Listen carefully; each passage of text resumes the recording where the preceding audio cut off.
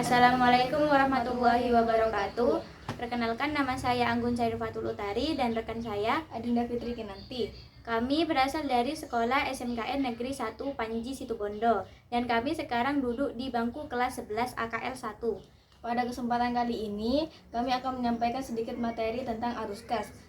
Semoga apa yang telah kami sampaikan bisa menambah wawasan dan manfaat kepada kalian semua yang telah menonton video kami. Arus kas dibagi menjadi dua, yaitu arus kas langsung dan arus kas tidak langsung. Sebelum masuk ke dalam inti pembahasan kita, akan menjelaskan terlebih dahulu apa itu arus kas. Arus kas adalah pergerakan uang masuk dan keluar dari suatu perusahaan atau entitas selama periode waktu tertentu. Ini mencangkup semua transaksi yang melibatkan uang tunai dan atau setara kas, seperti pendapatan dari penjualan, pembayaran kepada pemasok, gaji karyawan, pembelian aset, dan pembayaran hutang. Arus kas memberikan gambaran tentang bagaimana perusahaan menggunakan dan menghasilkan uang secara tunai. Arus kas langsung dan tidak langsung memiliki perbedaan yang cukup besar.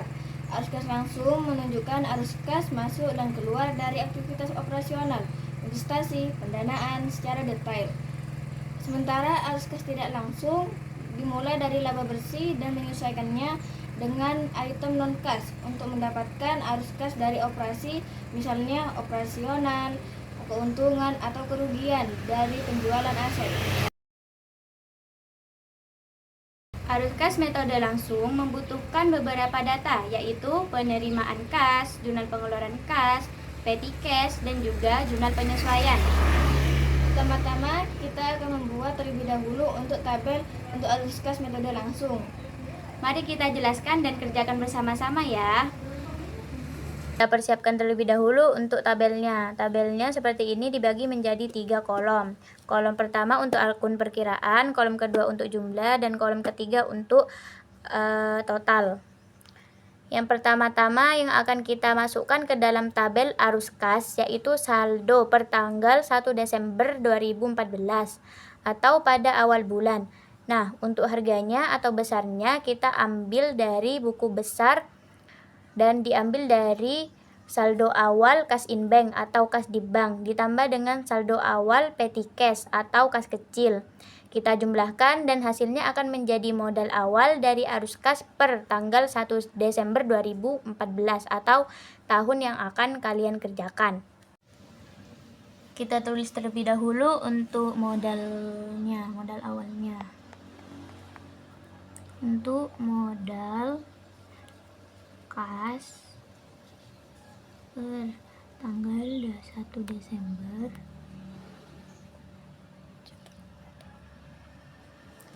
2014. Nah, untuk nominalnya kita ambil dari buku besar.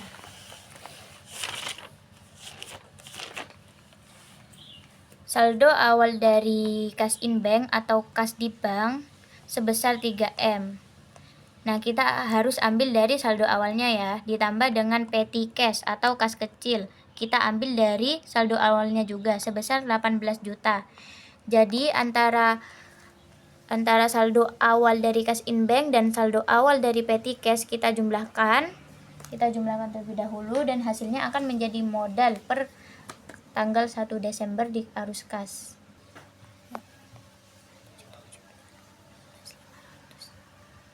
Kita jumlahkan dengan petty cash, maka akan ketemu sebesar 3M lebih dan kita akan masukkan ke dalam tabel arus kas.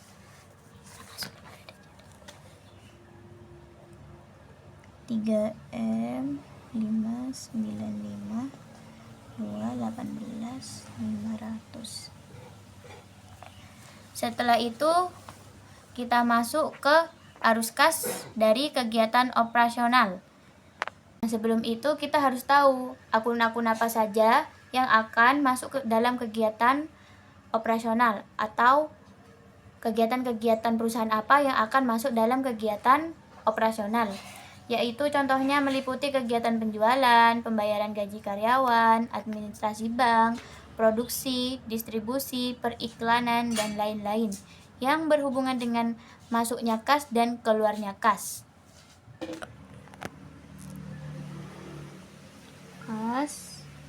dari kegiatan operasional.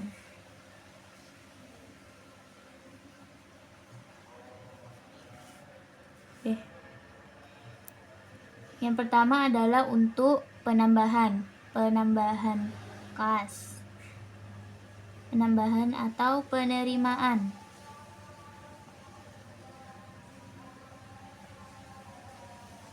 Kas. Untuk itu kita lihat di kolom yang sudah kita tadi jelaskan, yaitu antara JPM, JPK, dan jurnal penyesuaian. Kita lihat terlebih dekat lah ya. Maksudnya terpotong Wadin. Bener JPM Gun, tapi JP jurnal penerimaan Kas kan cek jingkat tuh ambil siapa tahu ambil barisan itu. Oh, iya mana. Ya, tahu enggak lah. Untuk itu kita lihat di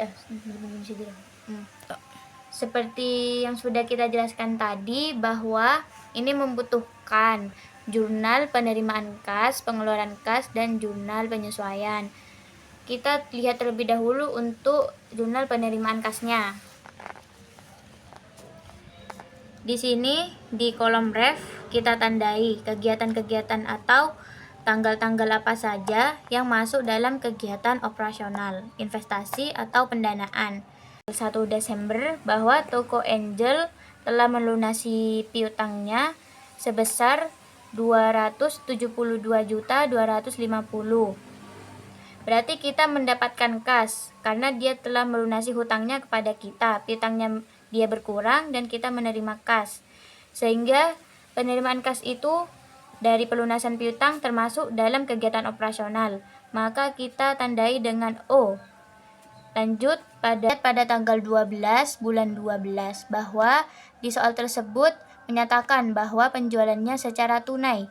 Jadi tidak ada tindakan lanjutan untuk akun lain. Jadi yang dibuka hanya akun cash in bank dan juga penjualan. Maka itu termasuk dalam kegiatan operasional karena penjualan. Kita tandai dengan O lagi. Kita lihat pada transaksi berikutnya pada tanggal 13 bulan 12 bahwa toko Serasi telah melunasi piutangnya sebesar 165 juta. Maka akun yang akan kita buka adalah cash in bank dan akun receivable. Karena kasnya kita bertambah, maka kasnya ada di debit. Karena dia telah melunasi piutangnya, maka piutangnya dia berkurang. Toko Serasi piutangnya berkurang sebesar 165 di kredit. Jadi ini termasuk dalam kegiatan operasional karena pelunasan piutang. Kita menerima kas. Selanjutnya pada tanggal 18 bulan Desember 2014, toko Serasi melakukan transaksi penjualan. Tetapi bedanya dia menambahkan uang muka penjualan. Jadi termasuk dalam kegiatan operasional. Pada tanggal 22, 25, dan juga 28, toko Kencana, toko Benua, dan toko Kencana lagi melakukan transaksi pelunasan piutang. Jadi kita menerima kas dan piutang mereka berkurang. Jadi termasuk dalam kegiatan operasional. Sedangkan tanggal 31 Desember 2014, Tuan Bagus melakukan investasi. Investasi apa ya tanggal 31? Investasi kendaraan nih, penjualan. Ore dek bas buat naknya. Pas seduan naruh segelak seduan seria. Tak usah bahas ya, dan kok saya bahas soalnya kan masuk ke penambahan di pendanaan. Jadi ada gimana jelas lagi ya, saya tanggal 31 ya. Berarti mari kan lah sampai 28 guru. Dapat tuh. Gimana ulang apa ya? Pada tanggal 22 toko Kencana, 25 toko Benua, 28 toko Kencana lagi melakukan transaksi pelunasan piutang. Maka kita menerima kas dan piutang mereka berkurang sehingga termasuk dalam kegiatan operasional.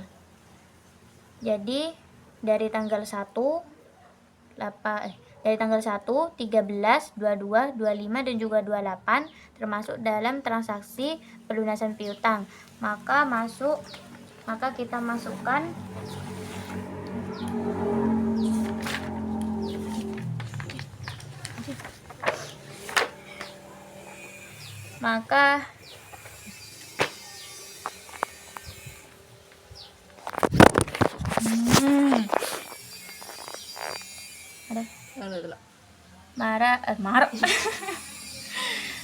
Maka kita masukkan ke dalam akun pelunasan piutang.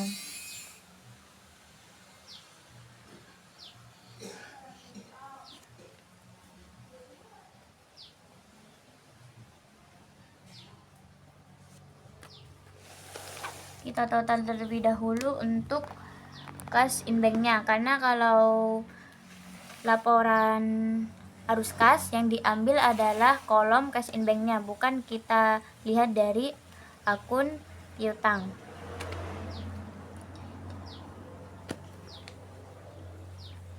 Dua 72250 ditambah 100 juta tambah 240.300 tambah 275 juta tambah 165. Maka hasilnya adalah 1M lebih. Kita masukkan dalam jurnal arus kas. Benih, masa sih lebih ya, benih kayaknya. Wah kan tanggal berembak, Adin. Iya, ada kan tunai. Benih pelunasan piutang. Jadi pada tanggal 1, 13, 22, 25 dan juga 28 termasuk dalam transaksi pelunasan piutang. Maka kita masukkan ke dalam akun pelunasan piutang. Nominalnya kita jumlahkan semua tanggal yang berkaitan dengan pelunasan piutang. 275 juta 275 juta ditambah 165 juta ditambah dengan 240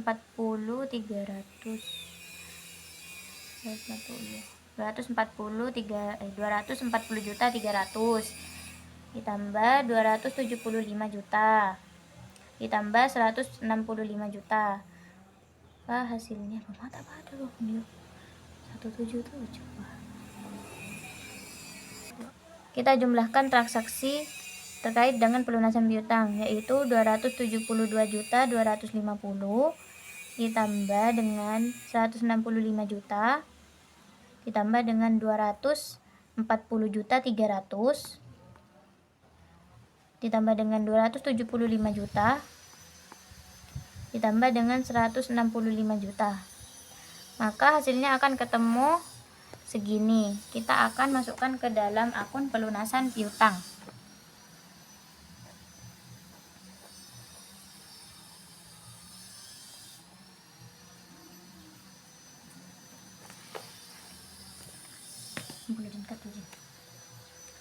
Selanjutnya yang masuk dalam kegiatan operasional adalah penjualan. Yang masuk transaksi penjualan adalah tanggal 12 dengan 18.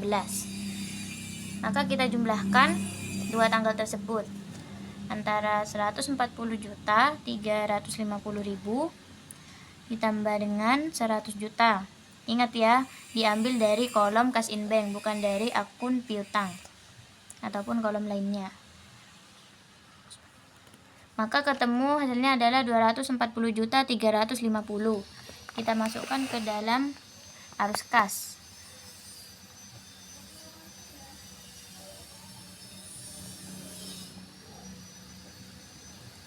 Rp240.350. Selanjutnya adalah yang termasuk kegiatan operasional, pendapatan bunga. Kita lihat dari jurnal penyesuaian.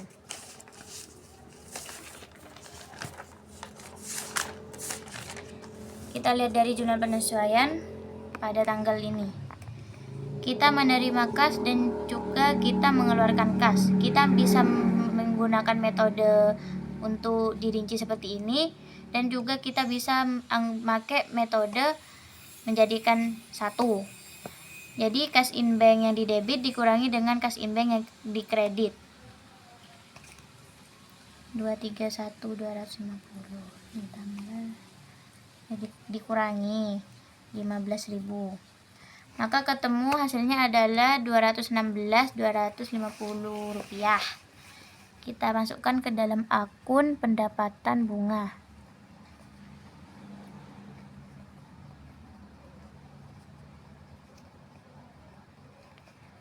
Kenapa kita mengambil dari jurnal penyesuaian? Karena di jurnal penyesuaian ini kita menerima kas, jadi kita juga masukkan ke dalam arus kas, karena ini tentang tentang materi arus kas, jadi yang berkaitan dengan kas.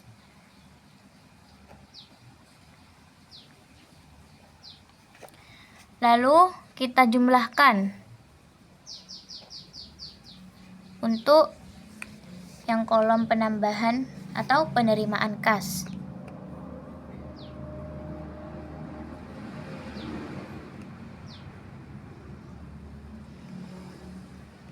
Setang 7.550 ditambah 240.350 tambah 216 250, maka hasil penjumlahannya sebesar 1M 358.116.250 rupiah.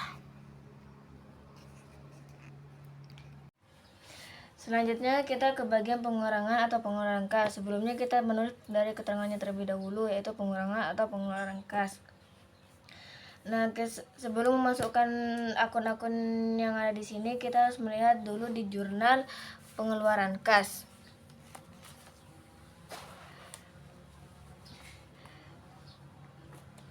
Kita melihat transaksi apa aja yang ada di jurnal pengeluaran kas.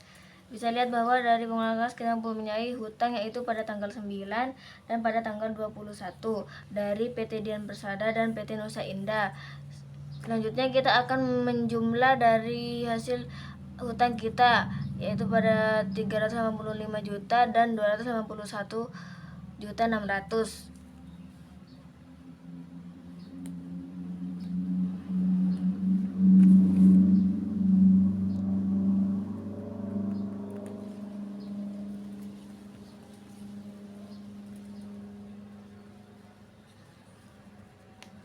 Dengan hasil yaitu 666.600.000. Kita menulis keterangannya, yaitu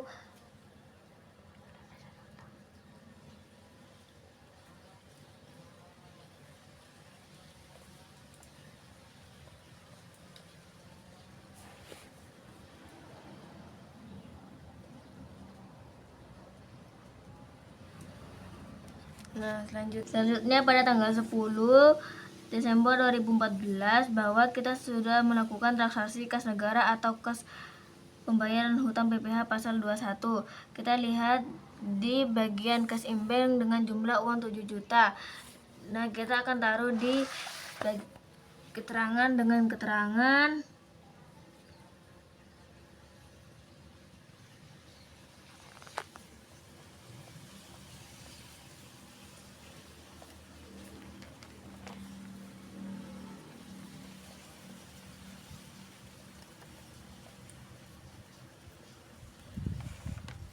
selanjutnya pada tanggal 15 dengan transaksi KPP Agus dan rekan dengan jumlah uang 10.290.000, dan kita akan masukkan ke dalam kolom ini dengan keterangan pembayaran jasa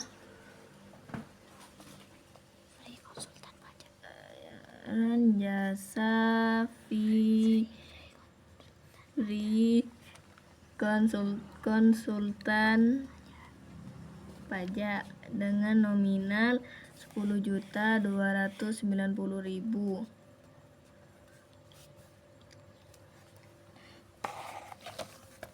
Dan tanggal 15 kedua dengan keterangan Dinas Pendapatan Daerah dengan jumlah 3.500.000. Berarti kita memasukkan ke sini dengan keterangan, yaitu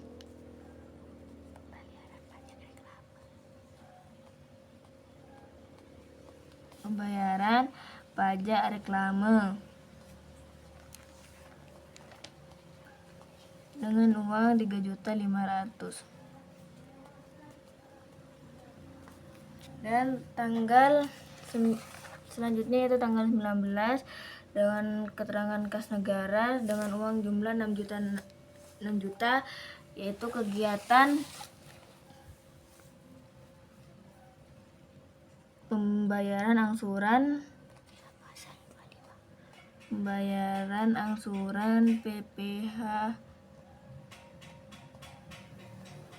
PPh pasal 25 dengan jumlah uang 6 juta. Selanjutnya tanggal 20 dengan keterangan sumbangan dengan nominal uang 4 juta. Berarti kita menulis keterangan di sini yaitu membayar angsuran gerak jalan.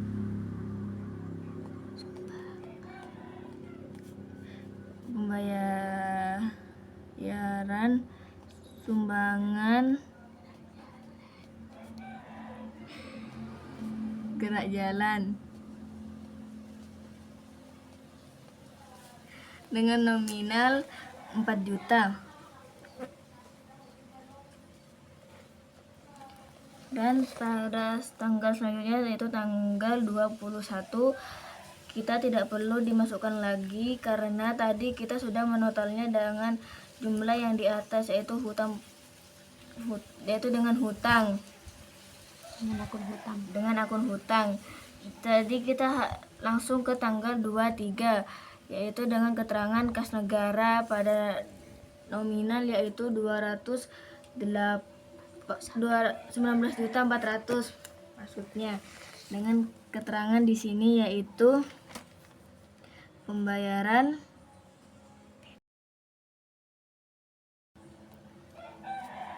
PPN kurang bayar dengan nominal 19.400.000.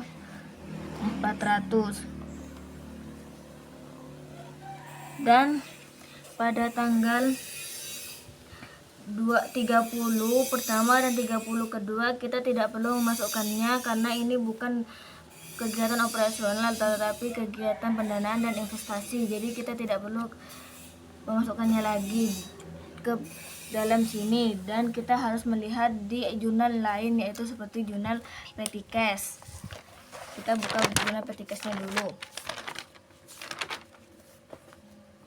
Nah, pada tanggal 1 dari PT Telkom dengan keterangan transaksi yaitu hutang biaya atau hutang beban dengan jumlah uang 1 juta. Jadi kita masukkan ke dalam sini dengan keterangan pada tanggal 1 di jurnal petty cash diterangkan bahwa PT Telkom membayar hutang biaya dengan jumlah uang 1 juta. Berarti kita menulis keterangan di sini yaitu pembayaran rekening telepon dengan uang jumlah 1 juta. Nah, pada tanggal selanjutnya yaitu pada tanggal 3 dengan keterangan iklan ya, dengan nominal uang 950.000 dan kita pembayaran pembuatan brosur maksudnya dengan nominal 950.000. Dan tanggal 4 dengan keterangan PT PLN dengan uang nominal 800.000 dan kita pindah ke sini dengan keterangan pembayaran tagihan listrik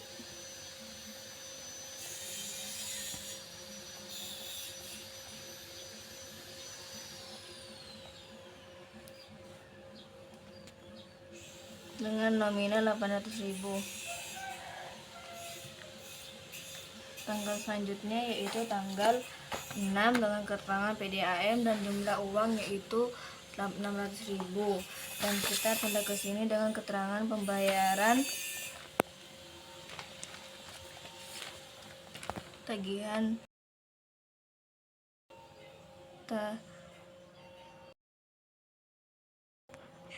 PDAM dengan nominal 600.000. Selanjutnya kita total.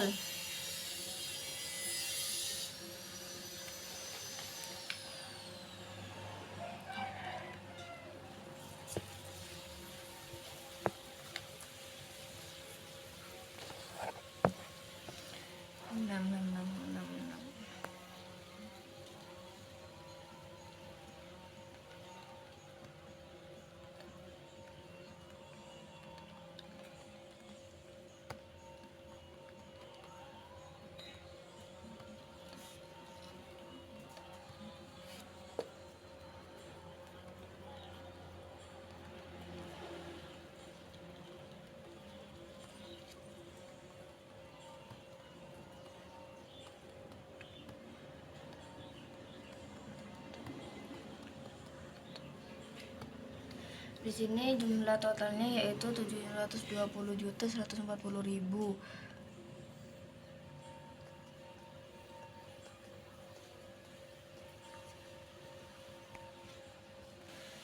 Di sini diberi keterangan yaitu total arus kas keluar.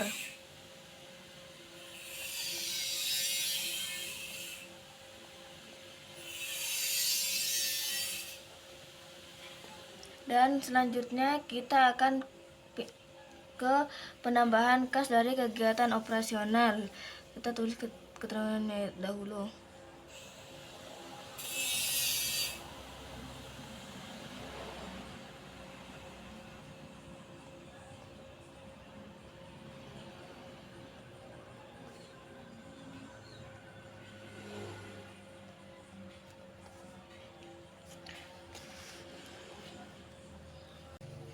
Cara melihat jumlahnya yaitu kita mengurangi dari arus kas masuk, total dari arus kas masuk dikurangi dengan total arus kas keluar.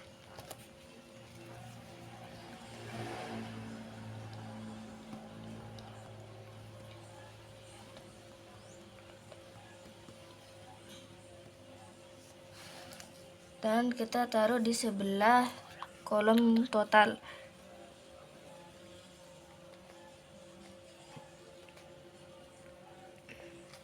Dan selanjutnya kita akan pindah ke arus kas dari kegiatan investasi. Kita tulis dulu keterangannya.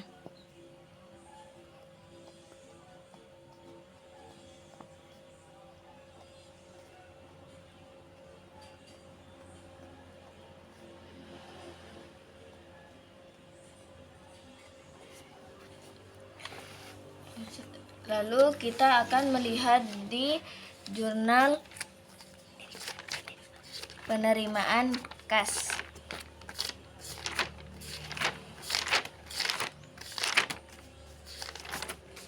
Pada tanggal 31 Desember 2014 dengan keterangan Tuan Bagus yaitu pembayaran pembelian kendaraan dengan jumlah uang nominal sebesar 580 juta. Dan kita pindahkan ke sini dengan nominal 580 juta, dan kita akan menuliskan keterangannya di sini yaitu kendaraan. Taruh di sebelah yang tengah.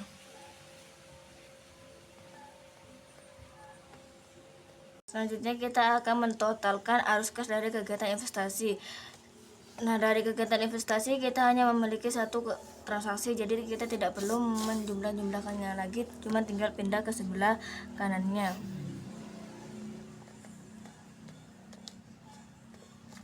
Dan selanjutnya kita akan ke penambahan kas dari kegiatan pendanaan.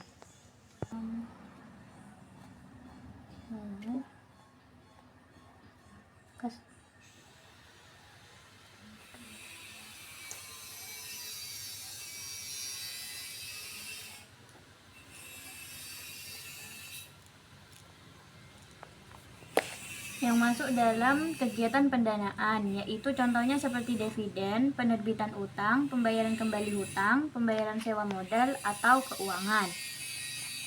Kita lihat di pengeluaran kas, yaitu pada tanggal 30, bahwa mengeluarkan kas untuk membayar beban dividen. Maka kita masukkan ke dalam akun dividen.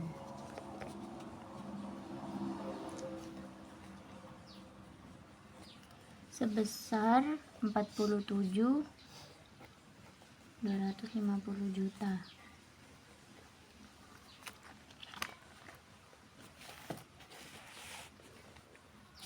Jadi setelah itu kita total untuk arus kas keluar. Karena penambahan kegiatan dari kegiatan pendanaan hanya satu, jadi kita langsung ke total arus kas keluar. Caranya adalah untuk total dividen kita masukkan ke kolom total 47.250. Kita kasih kurung karena ini akan dikurangi. Jadi saldo awal kas per 1 Desember 2014 ditambah dengan penambahan kas dari kegiatan investasi dan ditambah dengan total arus kas investasi dan dikurangi dengan total arus kas keluar, maka akan ketemu jumlah 4,765,944,750 dan itu menjadi modal kas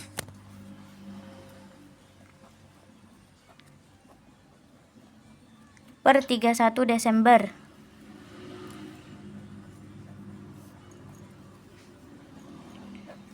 Nah, jadi begitulah caranya untuk mengerjakan arus kas langsung. Semoga kalian paham dengan yang kami jelaskan pada materi ini. Terima kasih. Oke, itu dia penjelasan dari kami mengenai materi arus kas metode langsung. Apakah kalian punya pertanyaan untuk materi kami ini? Video kami masih jauh dari kata sempurna, dan kami sangat menghargai kritik atau saran dari kalian mengenai penyampaian materi yang telah kita bahas kali ini. Terima kasih telah menonton video kami ini. Tulis di kolom komentar ya, dan jangan lupa subscribe agar tidak ketinggalan video-video bermanfaat lainnya dari channel ini. Sekian dari kami, ditunggu untuk video berikutnya ya. Sampai jumpa. Terima kasih. See you.